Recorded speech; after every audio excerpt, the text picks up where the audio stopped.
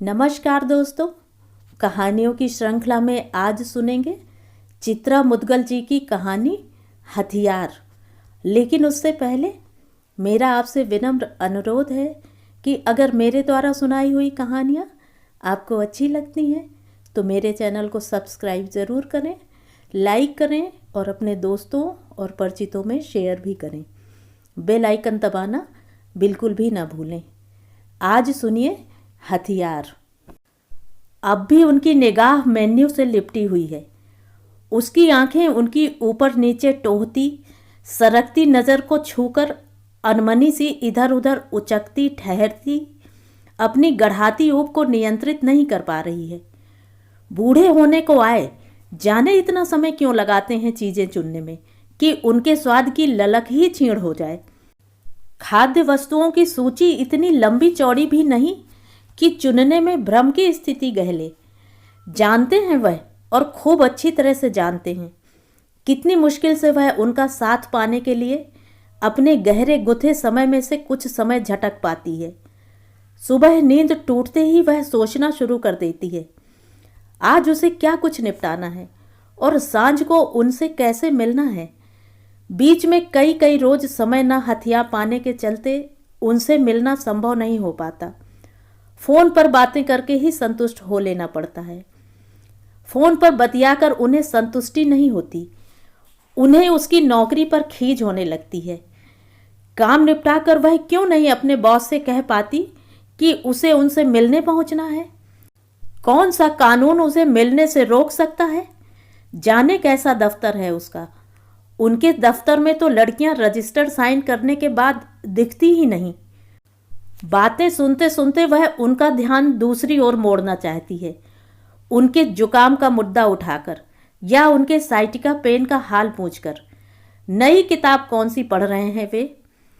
क्या करूं जुकाम के लिए। उसके आड़े हाथों लेते ही वे समर्पण की मुद्रा की ओट हो लेते हैं। वह सयानों सी समझाने लगती है, केमिस्ट की दुकान से फौरन विटामिन सी की गोलियां मंगवाएं, सिर पर तौलिया डालकर सुबह शाम भाप लें। उनकी आवाज़ से लग रहा है उन्हें हरारत है। उनका जवाब उसे तनिक आश्वस्त कर देता है। उसे अधिक चिंतित होने की ज़रूरत नहीं। बुखार लगता ज़रूर है कि है उन्हें, मगर थर्मामीटर उनके इस लगने को सिरे से झुठला देता है। कितने अकेले हैं, वह भी इस उम्र में। जहाँ तक उसे याद है 6 महीने भर शेष हैं उनके अवकाश प्राप्त करने में। 1 वर्ष का एक्सटेंशन मिल सकता है उन्हें। एक्सटेंशन पाने के लिए वह विशेष जुगाड़ करने के पक्षधर नहीं है।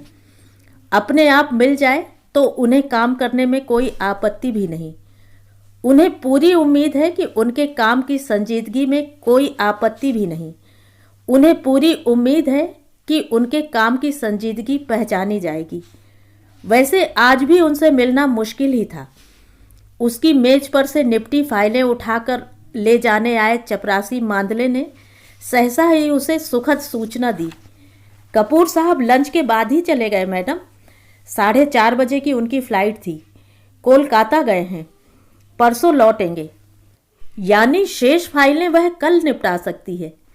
प्रसन्नता की उमड़न दबाते हुए उसने मांदले से जानना चाहा था, अचानक कपूर साहब कोलकाता क्यों चले गए। मांदले रहस्यमयी हंसी हंसा था। उनकी बीबी ने उनके ऊपर तलाक का मुकदमा ठोक रखा है और कल उसकी सुनवाई की तारीख है। बीबी कपूर साहब के साथ रहना नहीं चाहती। बोलती है कि कपूर साहब मर्द नहीं हैं। उसकी प्रसन्नता काफूर हो गई। मांदले से पूछना चाहती थी, कपूर साहब के बच्चे हैं। उनका फ़ोन नंबर मुँह जवानी याद है उसे। सहसा उंगलियां नंबर डायल करने लगीं। संयोग से फ़ोन उन्होंने ही उठाया। उसने उन्हें बताया कि वह 4 के करीब दफ्तर छोड़ सकती है। आज़ाद मैदान क्रॉस कर वह 4:20 तक चर्च गेट गिलार्ड पहुंच जाएगी। उनका क्या कार्यक्रम है। सक्सेना के पितियाउत बड़े भाई को हृदयाघात हुआ है आज सुबह।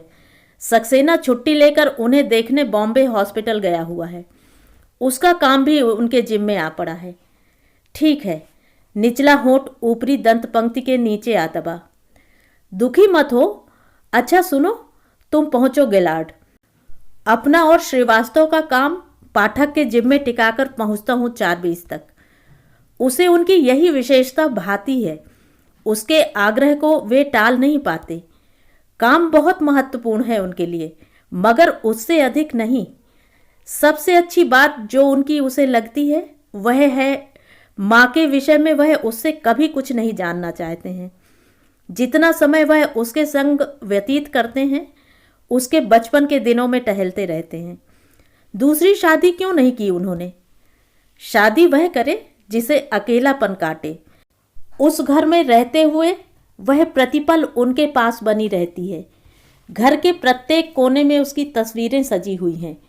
घर की कड़ी खोलते ही वह किसी भी तस्वीर से बाहर छलांग लगा उनके स्वागत में दौड़कर उनकी टांगों से लिपट जाती है। दिखाइए मेरे लिए क्या लाए हैं। जेब से उसकी पसंद की चॉकलेट निकालकर वह बैठक में रखे डिवाइडर पर रखी चॉकलेट खाती उसकी तस्वीर के सामने रख देते हैं। चॉकलेट इकट्ठी होती रहती हैं। मिलने पर इकट्ठी चॉकलेट वे उसे थमा देते हैं। उनके सामने ही वह चॉकलेट के रैपर हटाकर एक के बाद एक खाना शुरू कर देती है और खाते खाते हंसी से दोहरी होती हुई उस किस्से पर चमत्कृत हो उठती है जिसे सुनाते हुए वह बताते हैं कि पिछली रात उन्होंने उसके साथ घर की बैठक में जमकर क्रिकेट खेली। बॉलिंग वह इतनी जोरदार करती है कि उसकी गेंद से रसोई की 2 खिड़कियों के शीशे चटक गए। ट्रे में रखी कॉन्टेसा रम की भरी बोतल उलट गई। जब तक वह रसोई में कांच की किरचें बुहारते, कूदकर वह अपने कद से बड़ा क्रिकेट का बल्ला संभाले उसी तस्वीर में जा छिपी जो उनके बिस्तर की साइड टेबल पर सुनहरे फ्रेम में जड़ी रखी हुई है। दुष्ट डर गई थी, कहीं माँ से उसे डांट न पड़ जाए कि तुम इतनी आक्रामक गेंदबाजी क्यों करती हो भला। अब बताए वह अकेले कहाँ हैं?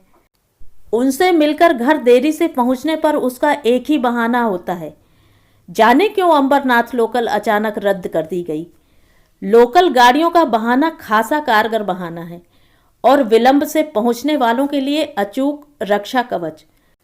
सौतेले पिता डाबीवली के एक छोटे से जूता कारखाने में मामूली अधिकारी हैं, जिनकी घर में उपस्थिति घर को चमड़े की असहनीय बू से भर देती है।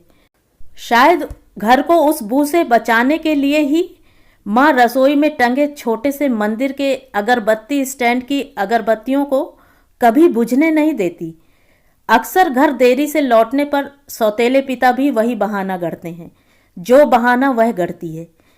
उसे विस्मय इस बात पर होता है कि माँ उसके बहाने पर कभी उग्र नहीं होती, जबकि सौतेले पिता का बहाना उन्हें बहाना लगता है।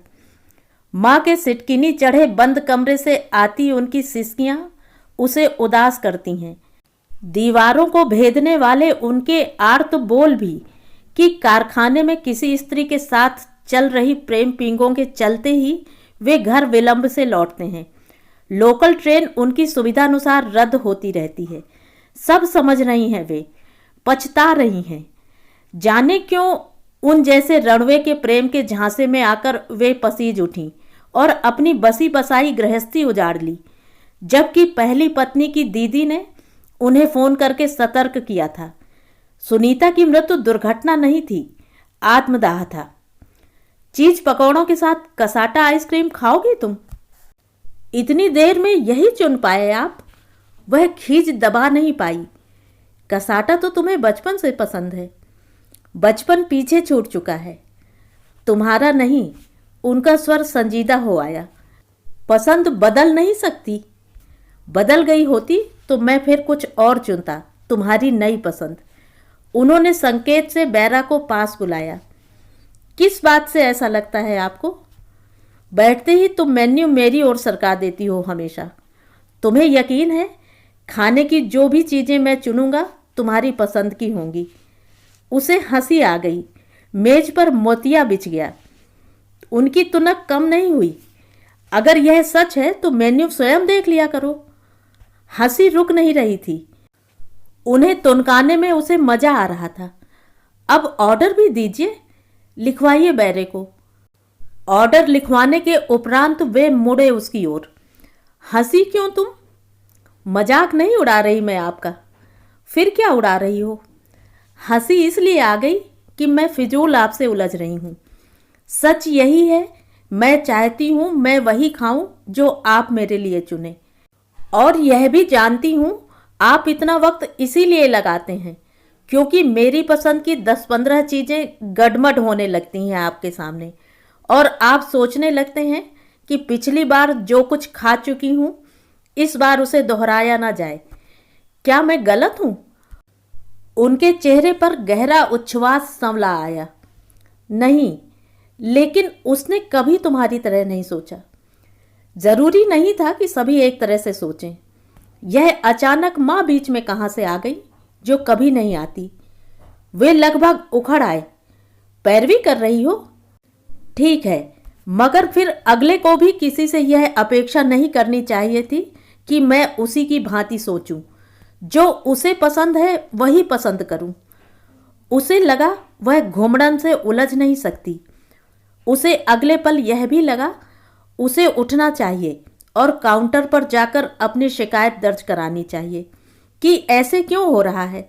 हफ्ते भर बाद वह यहाँ आई थी और यहाँ लगातार कम सितंबर की वही पुरानी धुन बज रही है जिसे वह पिछले हफ्ते सुन चुकी है। क्या उनके संकलन में कुछ और अच्छी धुनें नहीं हैं जिन्हें बदल बदल कर बजाया जा सके? ऑर्डर आने में देर है, धुन बदलवाना जरूरी है। वह उठकर काउंटर की ओर बढ़ चली। उसे मालूम है उसके अचानक उठने और काउंटर की ओर बढ़ने पर वह कोई सवाल नहीं करेंगे। ऐसा नहीं है कि वे सवाल नहीं करते हैं, सवाल करते हैं कभी कभी। उसे उनके 3 महीने पूर्व किए गए एक सवाल का जवाब अभी देना बाकी है। सवाल आसान नहीं है, न उसका जवाब इतनी आसानी से दिया जा सकता है। सवाल उसके होने से जुड़ा है। वह है तो उसे उस होने को महत्व देना ही पड़ेगा। जिम्मेदार व्यक्ति न अपने प्रति गैर जिम्मेदार हो सकता है न दूसरों के प्रति। यही उसकी अड़चन है जिसने उसे ठिठकार रखा है। वह जानते हैं वह उन्हें बहुत प्यार करती है। उन्होंने बहुत चिरौरी की थी माँ से। उन्हें सब कुछ छोड़कर जाना है, जाएं। जैसा चाहेंगी लिख कर दे देंगे। कोर्ट कचहरी की फजीहत उन्हें पसंद नहीं। हाँ, बच्ची के बगैर जीना उनके लिए कठिन है। दुनिया में उसके आंखें खोलने के साथ ही उन्हें गहरे एहसास हो गया था कि वह उस आंखें मिलमिलाती नन्ही जान के बिना नहीं रह सकते। उन्होंने उसके जन्म के समय की अपनी भावनाओं को उससे 8 वर्ष की उम्र में बांटा था कि उसके जन्म के समय उसे पहली बार देखने पर उसकी दादी ने उससे कहा था, मुन्ना, छोरी हूबहू तेरे जैसी लगे है। अंगड़ाई तोड़ तू ऐसे ही आंखें मिलमिला रहा था जब पहली दफे सौर में मैंने तुझे दाई की गोद में देखा था। उसके आग्रह पर धुन बदल दी गई। वातानुकूलित खुनक भरे वातावरण में राज कपूर की श्री 420 के गीत प्यार हुआ इकरार हुआ, प्यार से फिर क्यों डरता है दिल की मध्यम छूती सहलाती सेहराती धुन तैरने लगी।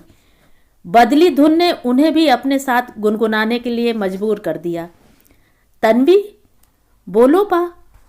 पुराने गाने पुराने मूल्यों की तरह हैं, नहीं? पुराने गानों में बड़ा दम है, कविता है। मूल्य शब्द से उसने स्वयं को बचाना चाहा। उन्हें भी समझ में आ गया वह माहौल को कड़वाहट में डुबोने से बच रही है। बैरा ऑर्डर ले आया। चीज बॉल्स, जिन्हें वह पकौड़े कहते हैं, बड़ी प्लेट में सजे भाप छोड़ रहे हैं। कसाटा अलबत्ता 2 अलग अलग प्लेटों में है। उन्होंने एक प्लेट उसकी ओर खिसकाई और चीज पकौड़ा उठाकर दांतों से कुतरने लगे। उनके दांतों में उम्र मरोड़े लेने लगी है। पिछले महीने निचले जबड़े की दाहिनी एक डाढ़ को निकलवाया है उन्होंने। अजीब चलन हो गया है। किसी भी रेस्तरां में चले जाओ, अंग्रेजी की धुनें ही बजती हुई मिलेंगी वहाँ। रेस्तरां का चलन ही वहाँ से आया है।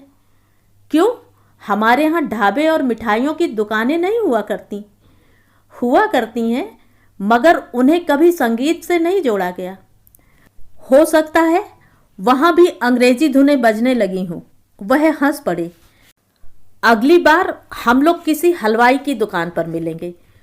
उड़पी सड़पी में तो बर्तनों की खनक ही सुनाई पड़ती है। उसने उनकी हंसी में साथ दिया। चीज बॉल्स खासे कुरकुरे और स्वादिष्ट बने हैं। कसाटा में बर्फ की अकड़ है। उसने चम्मच से अकड़ को खूंदा। खूंदने से निश्चित ही उसकी अकड़ में कुछ नरमी आएगी। आइसक्रीम को पिघलाकर खाना उसे पसंद नहीं, फिर तो रबड़ी का दूध ही पीना चाहिए। उसकी देखा देखी उन्होंने भी आइसक्रीम को खूंदकर नरम करना शुरू कर दिया। अपनी अकड़ को आदमी कभी खूंदता है? आइसक्रीम खाते हुए वह उन्हें देख रही है। गले की चमड़ी तेजी से ढीली हो रही है।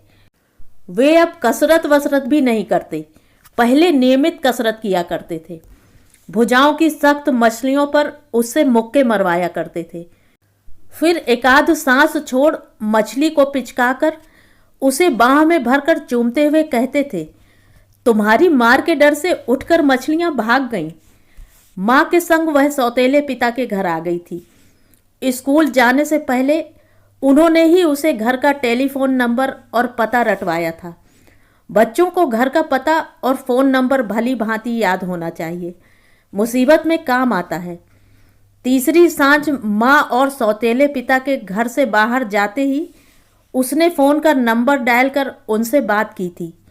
वह जैसे उसके फ़ोन का इंतज़ार ही कर रहे थे। पिछले 3 दिनों से वे दफ्तर नहीं गए थे, बैठे पी रहे थे। उसकी आवाज़ सुनते ही वह प्रलाप करते हुए से बोले, तुम्हें लेने कल मैं डोंबिवली आ रहा हूँ। तुम्हारे बिना मैं जी नहीं सकता मेरी बच्ची। आपने तो कहा था पा, मैं आपकी बेटी नहीं हूँ। यह तुमसे किसने कह दिया? आपको झगड़े के बीच कहते हुए सुना था। वह तो मैंने तुम्हारी माँ को नीचा दिखाने की मंशा से कहा था। गुस्से में मैं अंधा हो जाता हूँ। तब फिर मुझे माँ के साथ यहाँ क्यों आने दिया? माँ की जिद के आगे हार गया। यह भी सोचा, इतनी छोटी बच्ची माँ को छोड़कर कैसे रह पाएगी? रह सकती हो? बोलो। नहीं रह सकती। माँ को भी मेरे साथ वापस ले आइए। अब नहीं ला सकता, बाकायदा लिखा पढ़ी हुई है। उस आदमी को अब वह नहीं छोड़ सकती। छोड़ना ही होता तो यहाँ से जाती ही क्यों? पर पा, वह आदमी मुझे अच्छा नहीं लगता। और उस आदमी को तुम? मैं भी उसे अच्छी नहीं लगती। वह सिसकने लगी थी। रो मत मेरी बच्ची। बताओ, तुम्हारी माँ इस बात से परेशान नहीं है? है पा। तब मुझे अलग कमरे में सुलाने लगी है। मुझे अकेले डर लगता है पा। तेज होती सुबकियों के बीच उसने उन्हें सूचित किया था। घर की घंटी बजी है। उसका अनुमान है माँ और सौतेले पिता घर लौट आए हैं। मौका मिलते ही वह उन्हें दोबारा फ़ोन करेगी। 13 वर्ष कैसे कट गए? कट नहीं गए, काटे गए। माँ को उसने कभी भनक नहीं लगने दी। पा और वह कब कहाँ कैसे मिलते हैं। माँ उसे प्रतिक्षण चेतावनियों से लादती रही। उनका मरा मुंह देखे, अगर कभी वह अपने पास से बात भी करे। उसे अचरज होता माँ के मुंह से ऐसी भाषा सुनकर। आखिर उनके भीतर घृणा के कितने कुएं हैं जो अब तलक उलीचते उलीचते भी खाली नहीं हुए। उन्हें कभी भी यह ख्याल नहीं आया कि किसी बच्चे के लिए कितना मुश्किल होता है जो उसका पिता नहीं है उसे पिता कहकर पुकारना। उस घर में रहते हुए उसने सौतेले पिता से कभी कोई बात नहीं की। पढ़ाई में डूबी रहती दिन रात। कक्षा में सदैव अव्वल आती। अव्वल आने ने ही रेलवे की नौकरी पाने में उसकी मदद की। उन्हें छींकता हुआ पाकर वह अनायास चिंतित हो आई। क्या हुआ? ठंडा खाने का असर है? एसी कुछ बढ़ा हुआ नहीं लग रहा। ठंडक जितनी थी उतनी ही है। आइसक्रीम नुकसान कर गई। सर्दी आपको वैसे ही रहती है। चेहरे को लापरवाही से झटका उन्होंने। छोड़ो, छींक के डर से मैं आइसक्रीम खाना नहीं बंद कर सकता। सुड़प सुड़प आवाज निकालते हुए वे आइसक्रीम खा जरूर रहे हैं, मगर उनकी निर्निमेष दृष्टि सामने पड़े पर्दों की सांधों से उलझी जाने कहाँ गुम हो गई है। ऐसी मुद्रा में वे जब भी होते हैं उसे लगता है उसके साथ होते हुए भी वे कहीं स्वयं से जा भिड़े हैं। अपनी भिड़ंत से बाहर आ अक्सर वे उसके लिए अपरिचित हो उठते हैं, तनिक हिंसक, जबकि वे हिंसक नहीं हैं। प्रकृति नहीं है उनकी हिंसक। तुम्हें मालूम है, तुम्हारी माँ का शक गलत नहीं है उसके बारे में। उसने चम्मच चाटते हुए पूछा। समझी नहीं, किसके बारे में? उसके बारे में जो जूते के कारखाने से घर रोज देरी से लौटता है एक मराठी लड़की उसकी जिंदगी में। चकित हो उठी। पा को कैसे मालूम? उसने तो कभी कुछ कहा नहीं, उन्होंने कभी कुछ पूछा भी नहीं। फिर यानी माँ के बारे में सारी जानकारी है उन्हें। रास्ते अलग हो जाने के बावजूद जानकारी है तो उसे सच स्वीकार करना ही पड़ेगा। उन्हें मालूम है तो वह छिपा भी नहीं सकती। माँ की सिसकियां घर की दीवारें फांद क्या उन तक दौड़ाती हैं? हाँ, इन दिनों माँ खासी परेशान रहती हैं, उसने स्वीकारा। उनके स्वर में विद्रोह उतरा। खामोशी से सह लेना चाहिए, जैसे मैं सह लिया करता था, जानते हुए कि वह चमड़े वाले के साथ घूमती है। अब पता चल रहा होगा उसे, अकेला कर दिया जाना कितना खतरनाक होता है।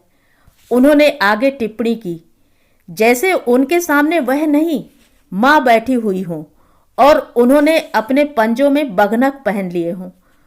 वह भेद नहीं पा रही उनके चेहरे को। माँ की पीड़ा उनके नासूरों पर फाहा साबित हो रही है। उम्र में भी चमड़े वाला उससे 6 साल छोटा है। अब नहीं सहा जा रहा। यह हिंसक व्यक्ति उसके पा नहीं है, हो भी तो उसे स्वीकार नहीं। वहीं ठहरे हुए हैं पुश्तैनी दुश्मन की तरह। लपक कर उसने बिल उठा लिया। उनकी छीना झपटी के बावजूद पहली बार बिल उसने चुकाया। कमाने के बावजूद उनका बिल चुकाना उसे अभिभावक का संरक्षण लगता रहा है, जबकि घर में वह माँ से अपने खर्च के लिए 1 पैसा नहीं लेती, बल्कि 1000 रुपया महीना उन्हें पकड़ा देती है। 8वीं कक्षा में आते ही उसने हिंदी पढ़ाने के 2 ट्यूशन पकड़ लिए थे। उसका बिल चुकाना उन्हें खिन्न कर गया। स्वचालित दरवाज़ा खोलकर दोनों फुटपाथ पर आ गए। तुम घर रहने कब आ रही हो? उनका सवाल उसकी चुप्पी को खरोंचने लगा। बाहर उमस बढ़ गई है। उमस ने उसे अनमना कर दिया था।